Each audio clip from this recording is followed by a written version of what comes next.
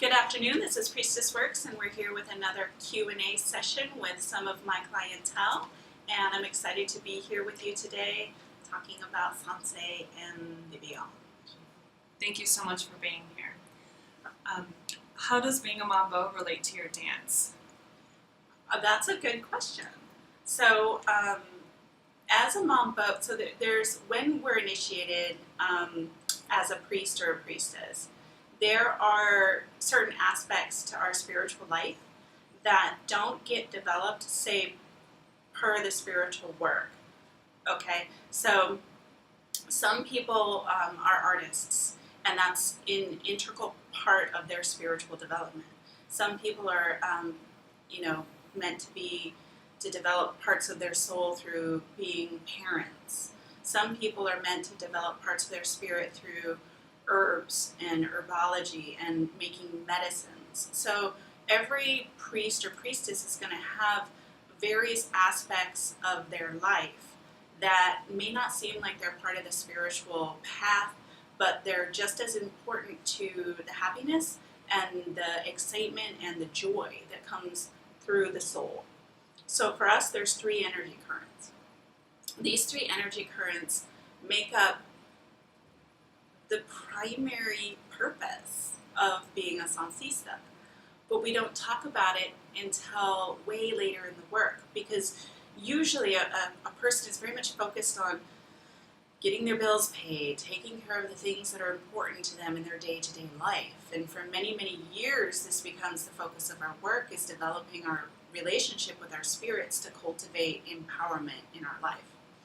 But once you've kind of gotten past a lot of the preliminary stages of stabilizing yourself as an adult and stabilizing your life and getting your practice underway, there comes a time when a priest, a hungom, or a mambo needs to do certain things for themselves that don't seem like they're supporting other people.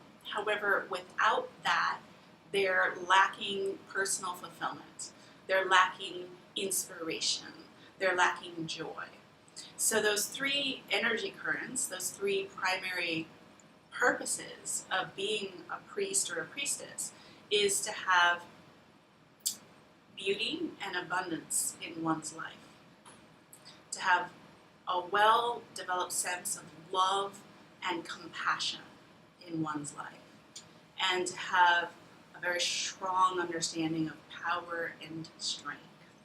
Now, every tradition in the world practices these three beliefs, practices these three paths to the divine.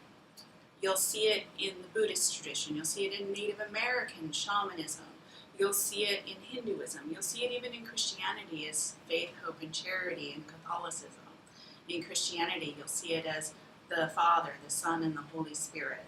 These are three truths that exist everywhere in the world. And these three truths are, in order to be a full priest, a full priestess, you need to have joy and happiness in your life. You need to have power, the capacity to make something happen, to change things for other people. And you need to have charity. You need to give freely from your heart without expectation. These are they're higher things that we work on later on after various levels of rites of passages and initiations and tests. So for me, dance brings me joy, beauty, abundance, happiness. Dance is just as important in my life as my spiritual practice. Does that answer your question? Yes, thank you. Yeah. In Voodoo... Wait. I want to say a little more about that. Because it's not all about blah, right? It's not all about me. Because truly I'm here to serve other people, right? So if you're listening to this question for yourself and you want to know what are the things that you do in your life that are important for you outside of what seems like it's your spiritual practice, all you have to do is question, what are the things that have been with me since I was a child, that I've done freely since I was a babe, that have always brought me a connection with spirit into the present moment, into the oneness, the one space, the the space of oneness where you experience unity. And what are the things that brought you power? What are the things that brought you happiness and joy naturally throughout your lifetime? All you have to do is look back and see where that current has already been with you, and then realize that that's just as important as your job. It's just as important as your duties to society, and it's just as important as your spiritual practice. One flourishes with the other. They work in tandem. It's beautiful. In Voodoo, how does rhythm relate to the physical body? In Voodoo, rhythm is very important.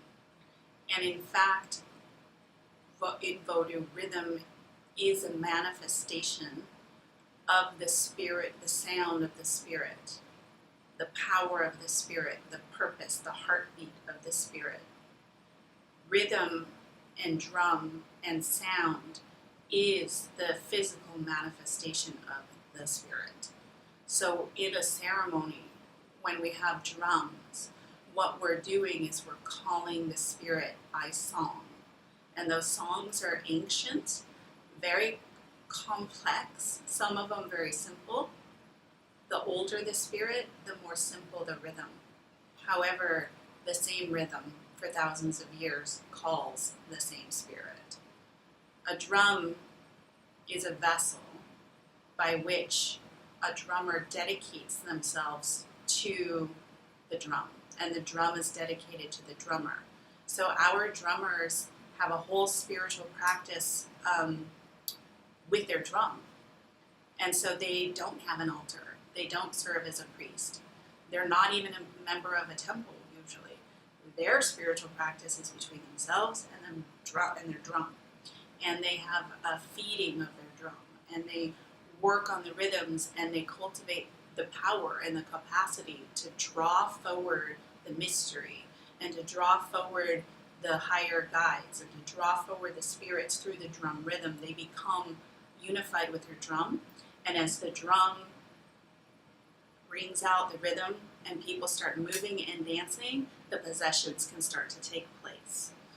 There is a whole complex system with a beginning and an end that the drummers, in a way, work with the hungon, or the mambo, to create such a powerful space through the rhythm and through the work that the hungon or the mambo is doing that ensures that the only spirits that are coming into possession are the mysteries, are the elevated spirits. So we know as practitioners and people who possess the spirit, we know we can completely let go and completely give our bodies over to the mystery to have them come through. What are some simple practices to connect more with rhythm? Some simple practices that people can do to connect more with rhythm is buy yourself a CD of the spiritual songs and start playing them. Because if you buy yourself a CD of the spiritual songs, and there's many, many spiritual songs in Sansei that are in Spanish, there's Haitian songs that are in Haitian, or in Creole. There are songs that are specific to various workings, as we call them, services, spirits, even different aspects of our work. There's songs for sancisas, there's songs for paleros, there's songs for santeria, there's songs in every tradition, and you can find them. And actually, I think my Papa Hungun Hector, sells some on his website of ones that he has sung himself, and he's got a beautiful voice. And then you can find them online, or research. Get yourself CDs and start playing the spiritual songs. When you're working to call your mysteries or serving your mysteries, it will actually help to build a connection for you. Rhythm moves through the aura. Spirit is an electrical current. Your water at your altar is a conduit for the electrical current. Rhythm opens up and shakes open the aura and allows the current, the electricity of the spirit to move closer to the body. So playing the songs while you're developing your mediumship skills and while you're working on calling your spirits and learning to draw forward the correct energies is going to help. Now, one thing I do want to say is I don't advise that anybody do anything I just said unless they're in training underneath someone, because you can't just go try to draw a spirit to you of any type, good, not so good. You just don't know what's going to show up. So for protection's sake, get yourself under a teacher, get yourself in a good training, and if you are with a good teacher and in a good training, then the songs really are powerful.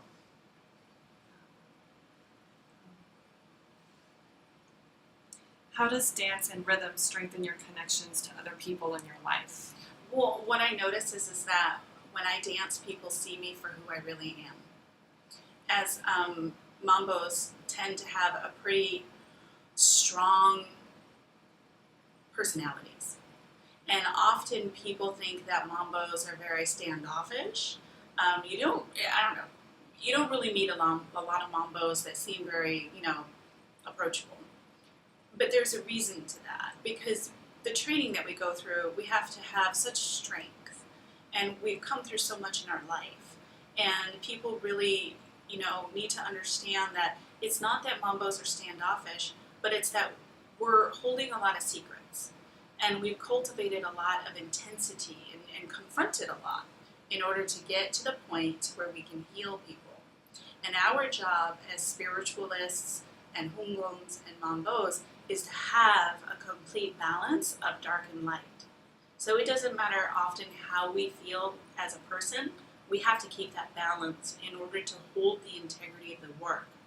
Because we're the doorway or the route for other people to make proper spiritual progress. And for us, there is a darker side to the spiritual world.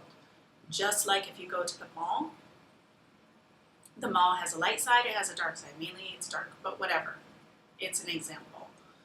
You go into the spiritual world, there are negative spirits, there are positive spirits, and we have to be able to hold understanding of both in order to help navigate people towards the right path, to do the right thing. So for me, dance, I get to be joyful, I get to express myself, and what I notice is that it helps people trust me, and it helps people understand me in a way beyond words and in the realm of art. And truly, spirituality is an art practice. Thank you so much. Those are my questions. You're welcome. Thank you. I hope you guys enjoy this